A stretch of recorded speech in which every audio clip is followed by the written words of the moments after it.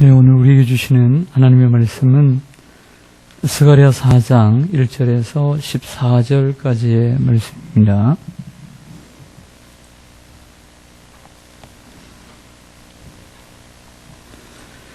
제가 가지고 있는 구약 성경 1315쪽입니다. 1315쪽 스가랴 4장 1절에서 14절까지 교독하겠습니다. 제가 먼저 읽겠습니다. 내게 말하던 천사가 다시 와서 나를 깨우니 마치 자는 사람이 잠에서 깨어난 것 같더라.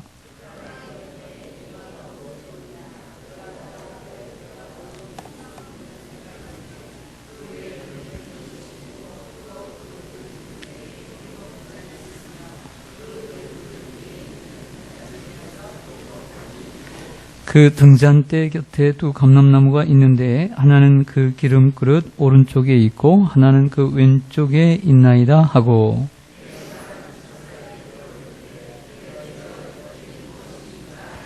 내게 말하는 천사가 대답하여 이르되 내가 이것들이 무엇인지 알지 못하느냐 하므로 내가 대답하되 내 주여 내가 알지 못하나이다 하니,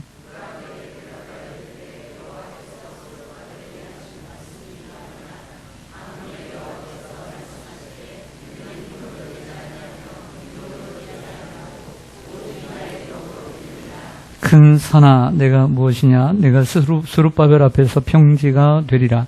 그가 머릿돌을 내놓을 때에 무리가 외치기를 은총이 그에게 있을지어다 하리라 하셨고, 스룹바벨의 손이 이 성전의 기초를 놓았은즉 그의 손이 또한 그 일을 마치리라 하셨나니 만군의 여호와께서 나를 너희에게 보내신 줄을 내가 알리라 하셨느니라.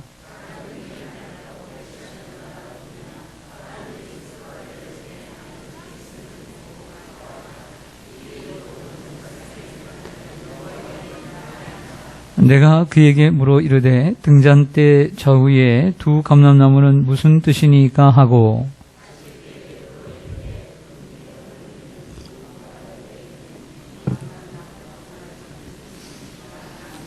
그가 내게 대답하여 이르되 내가 이것이 무엇인지 알지 못하느냐 하는지라. 내가 대답하되 내 주여 알지 못하나이다 하니, 온 세상이 주 앞에 서 있는 자니라 하더라. 아멘. 네, 기도하겠습니다. 고마우신 아버지 하나님, 가을이 깊어가는 이 계절에 또 추수감사주의를 앞에 두고 한 주간 동안 살아오면서 하나님께서 한 해 동안 우리에게 베푸신 은혜가 무엇인가를 세워보며 한 주간을 달려왔습니다. 저희들에게 베푸신 은혜가 크지만 저희는 때로 감사하지 못하고 하나님의 은혜를 기억지 못하며 생각지도 못하고 살았습니다.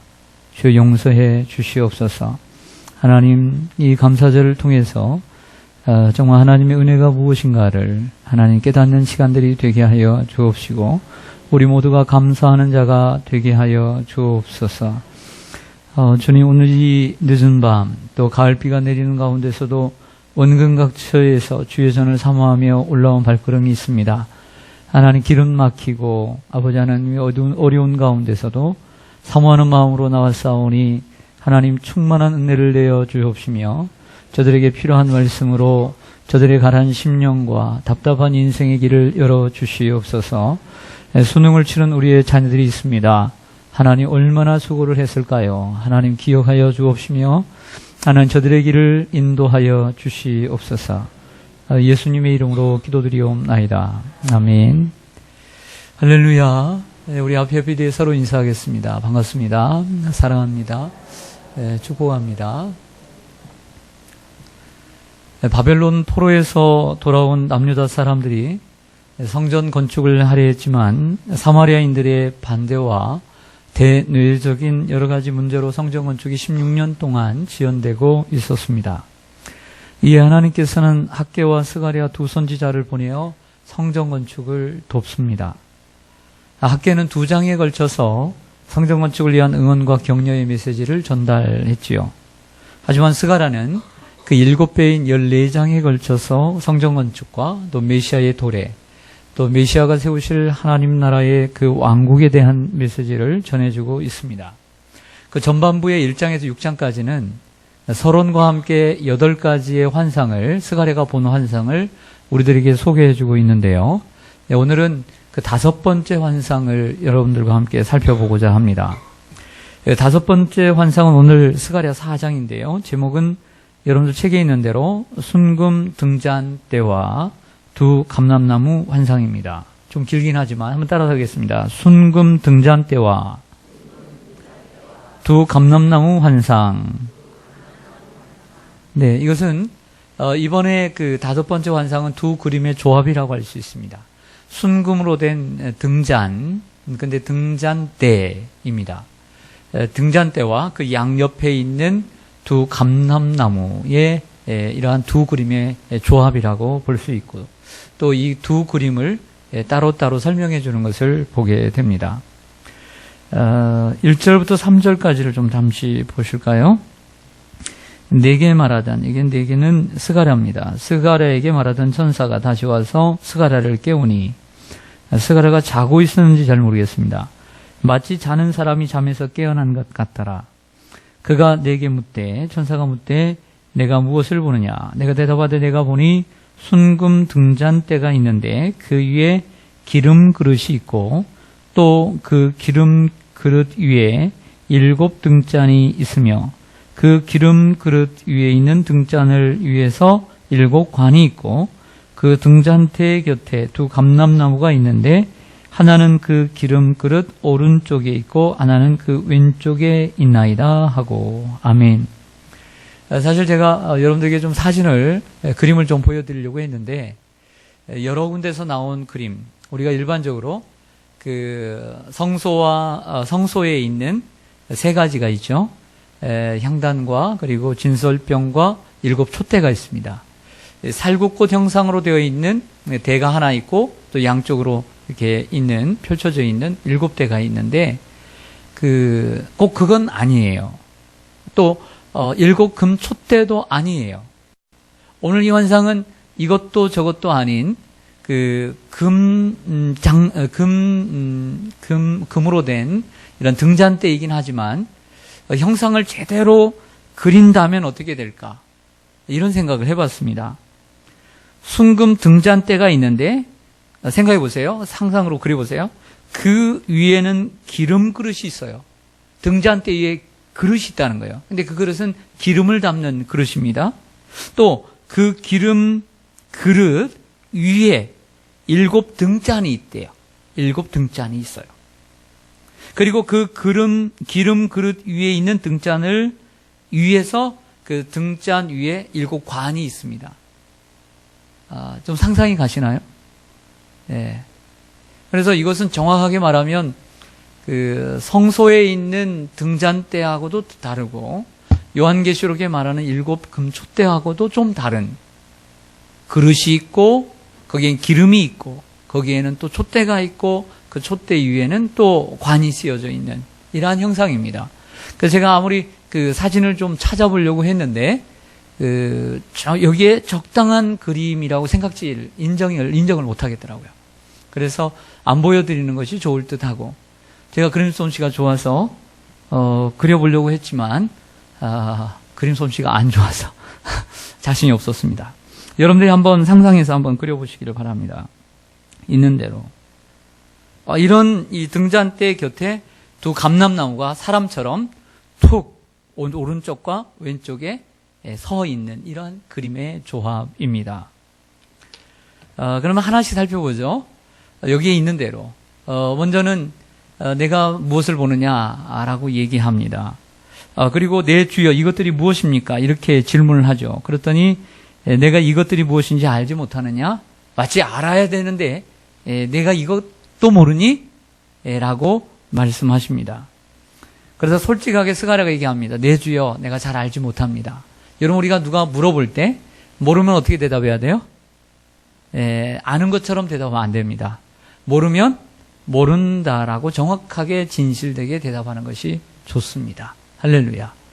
이것도 습관이라는 것을 여러분들에게 말씀드립니다. 자신은 모르는데 마치 모르는 건데도 대답을 할 때 마치 아는 것처럼 대답하는 사람들이 있습니다. 이것도 습관이다. 무엇이다? 습관이다. 그냥 깨끗하게 모르면 모른다 라고 대답하는 것이 옳습니다. 그러자 모른다라고 하니까 6절에서 이렇게 천사가 대답을 합니다. 6절 보시겠습니다. 참 유명한 구절이죠. 같이 읽겠습니다. 시작. 그가 내게 대답하여 이르되 여호와께서 스룹바벨에게 하신 말씀이 이러하니라. 만군의 여호와께서 말씀하시되 이는 힘으로 되지 아니하며 능력으로 되지 아니하고 오직 나의 영으로 되느니라. 아멘. 분명히 지금 질문은 누가 했습니까? 스가랴가 했죠. 그러나 하나님께서는 천사에게 스가랴가 천사에게 물었지만 천사는 하나님이 되셔서 하나님이 대답을 하시고 그 대답은 누구에게 하십니까? 스룹바벨에게 하시죠. 맞습니까? 네. 그러므로 오늘 첫 번째 대답은 순금 등잔 때의 이 비유는 스룹바벨에게 주신 말씀이다 라고 말할 수가 있고 이스라엘 백성들에게 주고 있는 말씀이죠. 이게 순금 등잔 때의 해석은 크게 세 가지로 나눕니다. 첫째는 이것 순금 등잔 때가 이스라엘 백성이다 라고 해석하는 경우가 있습니다. 순금 등잔 이스라엘 백성이다. 두 번째는 하나님이시다. 하나님을 상징하는 것이다 라고 말합니다. 그러나 저는 다른 의견에 동의를 합니다. 다른 의견이란 순금 등잔 때란 바로 교회를 의미한다. 저는 그렇게 생각합니다. 뭘 가리킨다고요? 교회. 이때 당시에는 성전을 가리킨다라고 저는 생각을 합니다. 그 근거로는 요한계시록 1장 20절에 보면 내가 본 것은 내 오른손에 7별의 비밀과 또 7금 촛대라. 7별은 7교회의 사자요 7촛대는 7교회니라 그랬습니다. 7별을 오른손에 쥐시고 7금 촛대 사이를 다니시는 분이 예수 그리스도이신데 그 7금 촛대는 바로 7교회다 라고 말씀하셨습니다. 저는 순금 등잔대를 성전으로 보는데요. 그 이유는 또 다른 이유는 근거는 하나님의 대답 때문입니다. 하나님의 대답이 무엇입니까? 스룹바벨아. 이는 여기서 이는이 뭐죠? 즉 성전 건축이란. 성전 건축은 힘으로, 능력으로 그리고 되는 것이 아니고 오직 나의 영으로 되는 것이다 라고 말씀하고 있기 때문입니다. 여러분 이 대답이 순금 등잔대에 대한 해석이에요. 이 말씀을 그대로 읽다 보면 동문서답처럼 들려요. 분명히 나는 순금 등잔대에 대한 질문을 한 거거든요. 이 그림에 대한 해답이 무엇이냐라고 물었는데 하나님은 무슨 대답을 하시냐면 이는 힘으로 되지 아니하고 능력으로 되지 아니하고 오직 나의 신으로 되느냐. 이게 대답이에요. 좀 그림에 대해서 뭔가를 좀 설명해 주시든지 이 등잔대는 무엇이고 기름은 무엇이고 이런 설명 없이 바로 답을 말씀해 주고 있는 것이죠. 그렇다고 한다면 이 6절의 답을 통해서 유추해 볼 수 있는 이 순금 등잔대는 무엇인가 쉽게 알 수가 있습니다.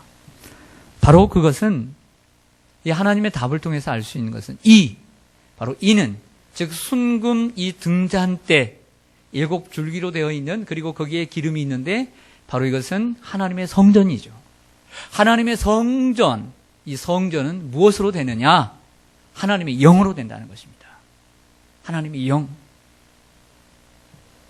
하나님의 영이란 무엇일까요? 자, 영이 무엇인가를 우리가 생각하기 전에 자, 힘과 능이 무엇인가를 먼저 생각해 보고자 합니다.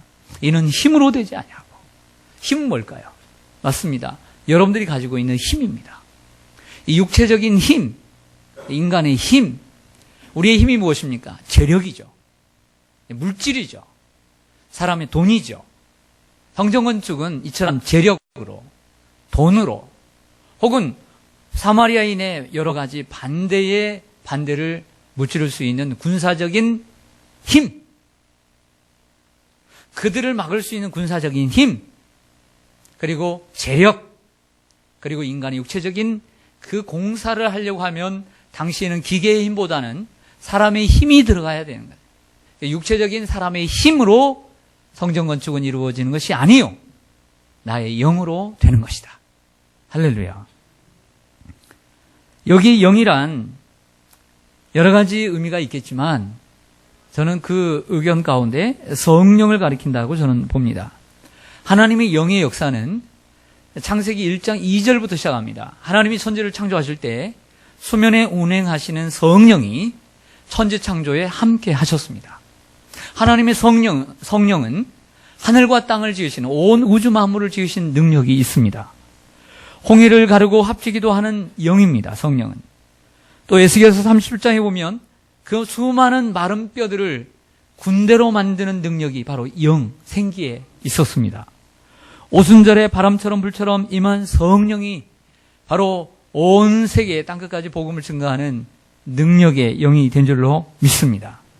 그렇다면 이 영이 무엇이란 말입니까? 등잔대라는 것입니다. 그 등잔대가 보여주고 있는 것이 영이라는 것이죠. 그러니까 등잔대는 성전입니다. 하나님의 성전이 세워지는 것은 무엇으로 되느냐? 바로 그 기름으로 되는 것입니다. 기름이 핵심입니다. 이 성전의 이 금촛대에는 아무리 금으로 쌓여 있어 할지라도 그 촛불을, 그 불을 비추기 위해서는 기름이 있어야만 합니다. 아무리 좋은 1억이 넘는 자가용이라도 그 차를 움직일 수 있는 동력이 없으면 껍데기에 불과한 겁니다. 하나님의 교회도 세워지기 위해서는 성령이 필요한 것입니다. 하나님에 의해서 이루어지는 줄로 믿습니다.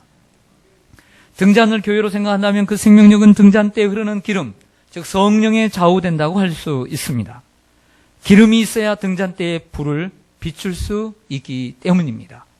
그러므로 순금 등잔대, 바로 이 등잔대는 바로 교회를 가리키고 거기에 생명력은 이 기름을 담아놓는 그릇을 통해서 주유되는, 공급되는 기름, 성령을 통해서 그 역할을 제대로 감당할 수 있게 되는 것이죠. 그러므로 그 대답이 명확하게 되는 것이죠.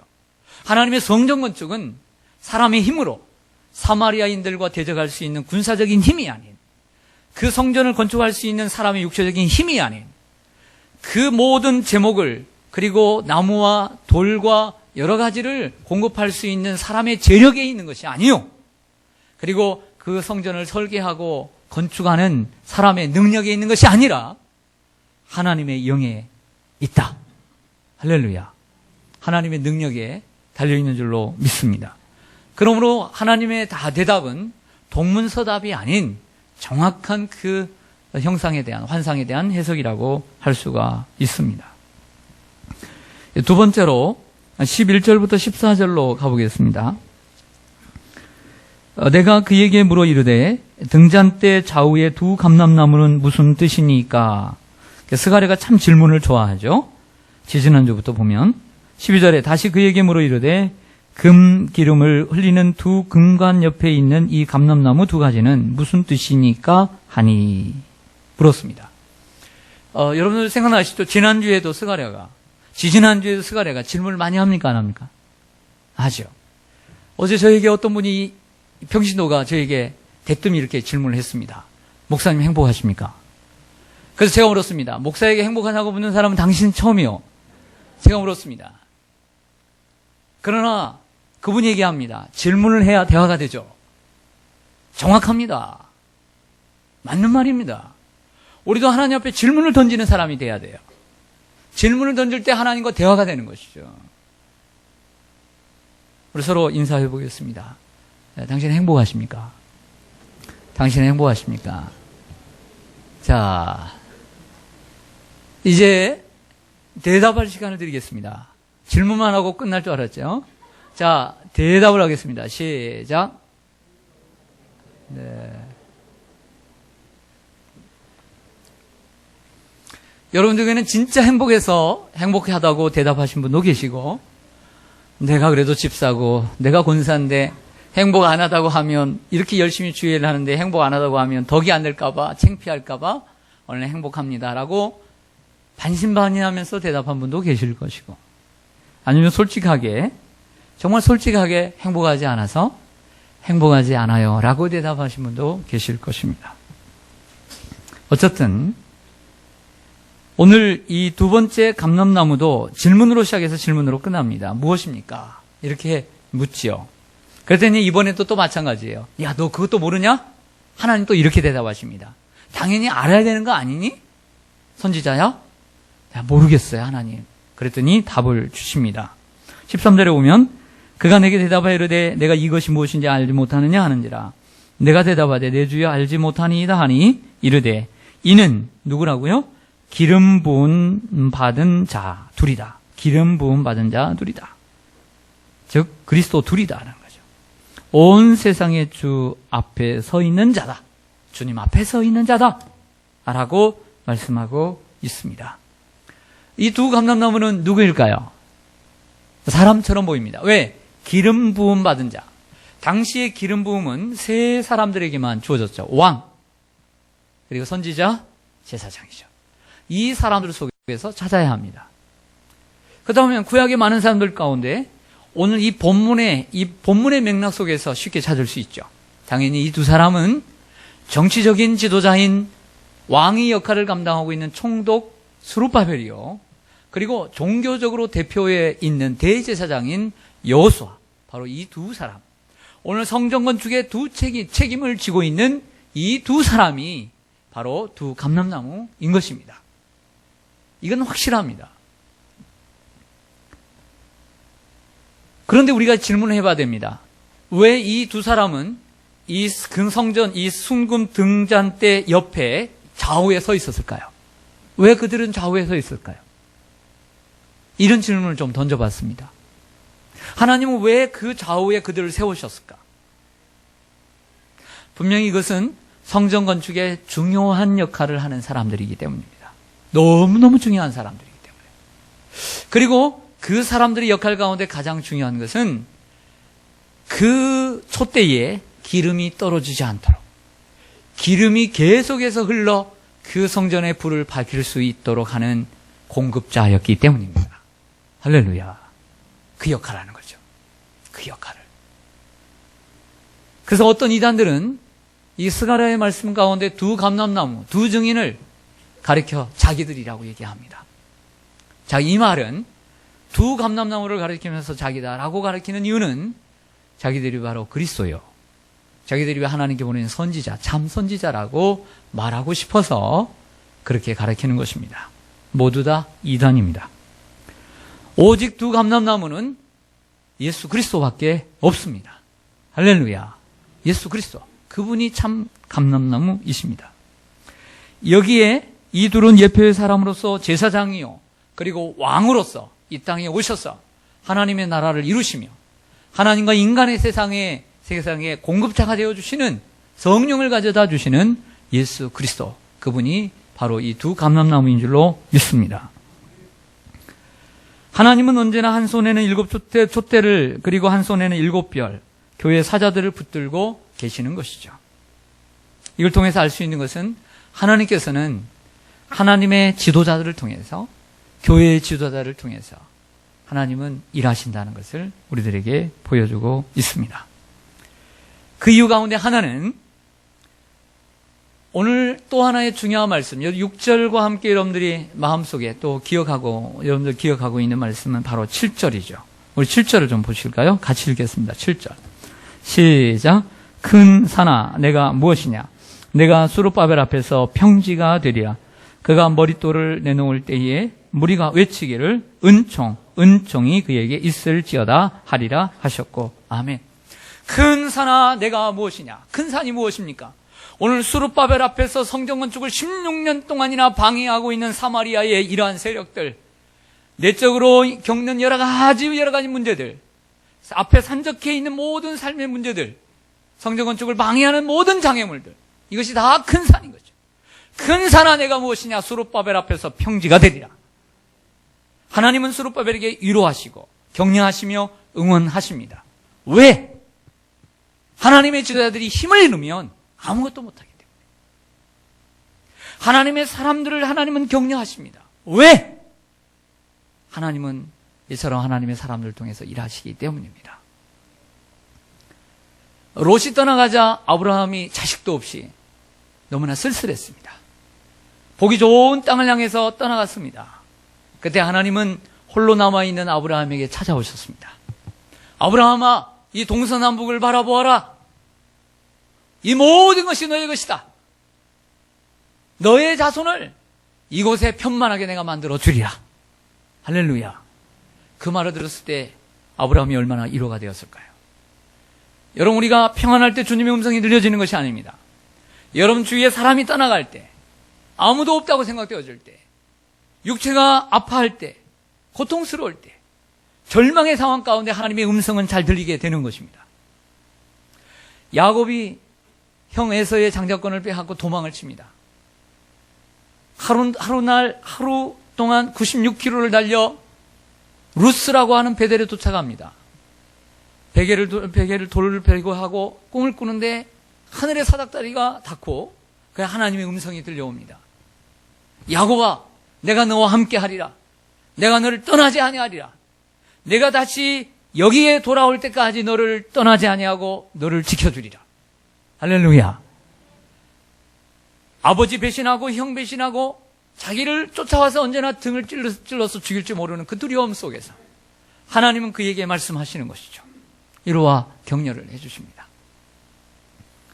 요셉에게는 꿈으로, 모세에게도 두려워 떨 때에 나는 입이 둔하다 라고 말할 때에 네 입을 누가 지었느냐? 네 입을 누가 지었느냐? 내가 너와 함께하리라. 여호수아가 가나안 땅을 향해서 진격하고 나아가야 되는데 두려웠습니다. 무기도 없고 훈련된 병사도 없고. 그러나 하나님은 찾아와 말씀하십니다. 두려워하지 말라. 강하고 담대하라. 내가 너와 함께 하리라. 모세와 함께 있었던 것처럼 지난 40년 동안 네가 눈으로 목격하지 아니했느냐. 내가 너를 지켜주리라. 나의 말만 믿고 따라가라. 그러면 너의 능히 너를 당할 자가 없으리라. 할렐루야. 하나님이처럼 지도자들을 찾아와 위로하시고 격려하시는 분이십니다. 여러분, 하나님의 응원의 메시지를 들으시기를 축원합니다. 오늘 이 말씀이 여러분들의 말씀이 되기를 원합니다. 큰 산아 내가 무엇이냐? 여러분들 앞에서 평지가 되기를 축원합니다. 오늘 말씀을 적용해 보겠습니다. 순금 등잔 때와 그리고 두 감람나무를 통해서 우리가 알 수 있는 것. 첫 번째, 순금 등잔 때를 통해서 우리들에게 말씀하고 있는 것은 하나님의 일은 하나님에 의해서 성취된다는 것입니다. 하나님의 일은 하나님에 의해서 성취된다는 거예요. 성전 건축을 완성하는 것은 인간의 힘과 능력이 아닌 하나님의 성령을 통해서 이루어집니다.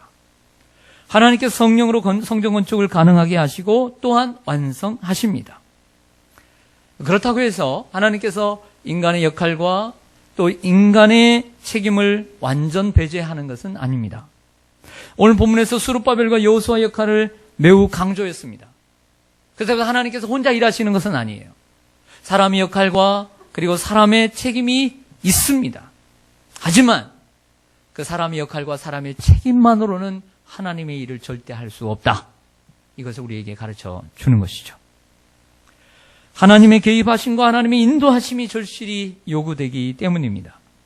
큰 산과 같은 장애물을 사람이 제거할 수 없어요. 그러나 하나님은 그것을 제거할 수 있으십니다.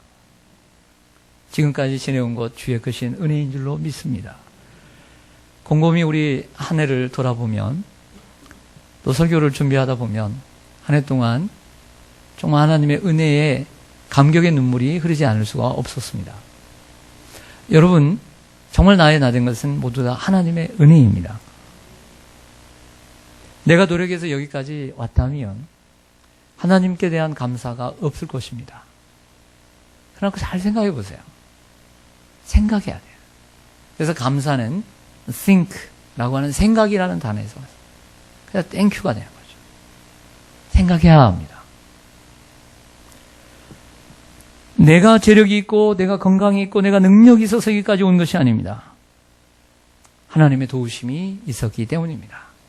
우리는 수많은 날들을 노력해서 지금의 탑을 쌓아놓지만 하지만 하나님이 마음만 먹으면 한순간 부르기만 하면 모든 것은 무너져 내리는 것입니다. 하나님이 지켜주셔야만 하는 것입니다. 우리의 건강도 하나님이 지켜주셔야 합니다.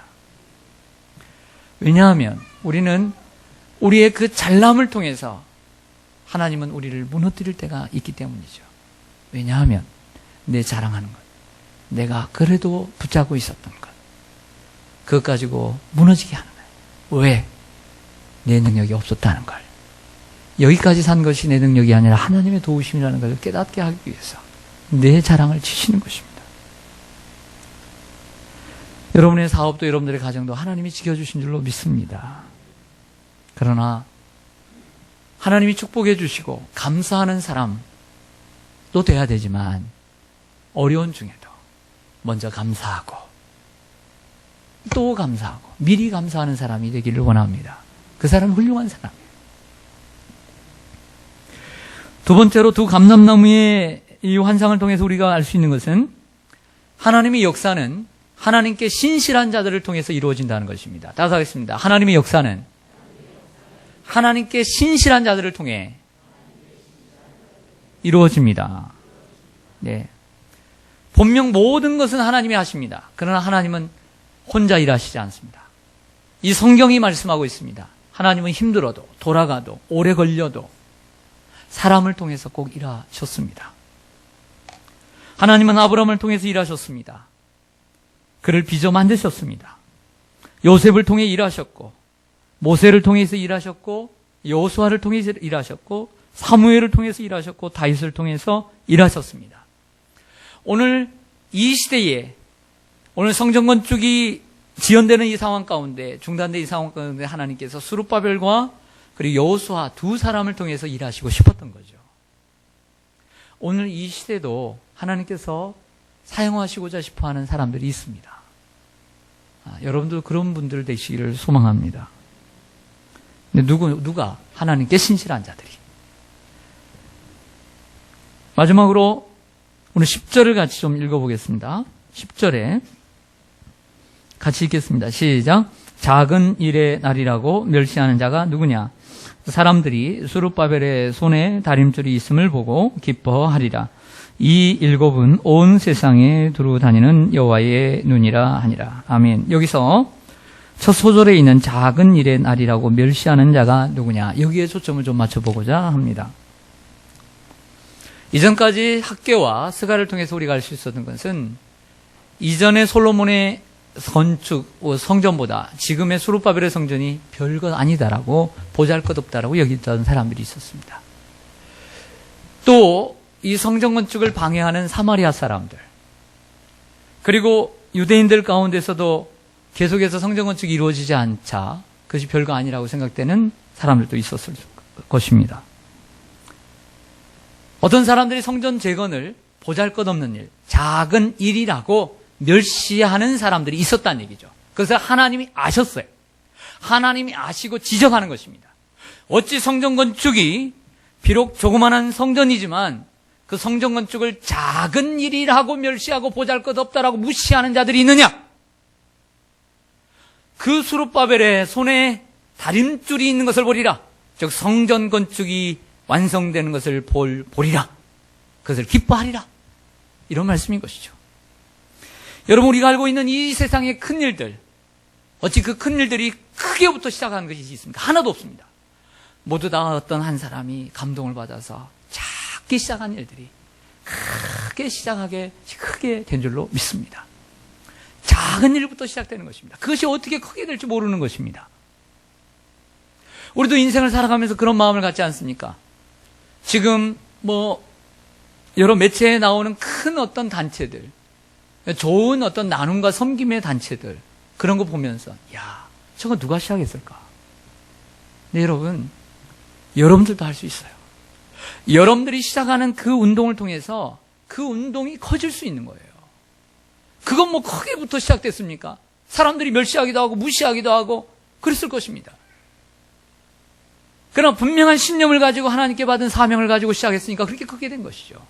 하나님의 은혜입니다.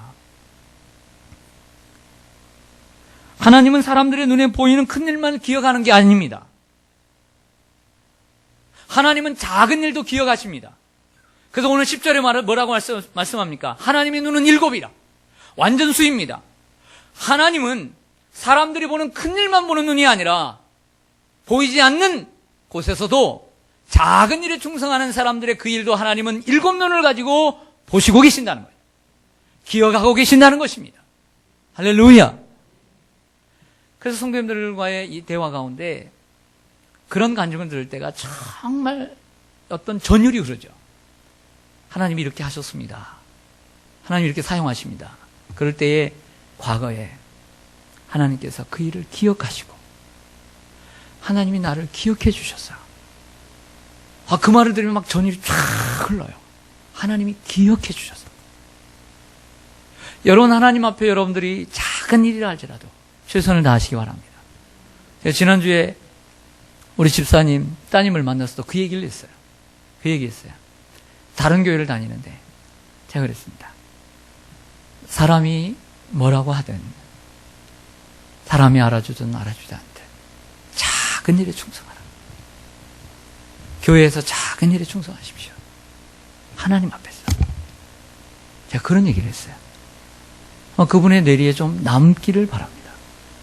사랑하는 여러분, 하나님은 여러분들이 교회 안팎에서 정말 몰래 교회를 섬기고 성도님들을 섬기고 찾아가고 또 대신자들을 찾아가서 정을 주고 때로는 바람도 맞고 여러분들이 아무리 수고해도 뭔가 좀 손에 잡히는 것도 없어 보여도 하나님은 여러분들의 발걸음을 기억하시는 거예요.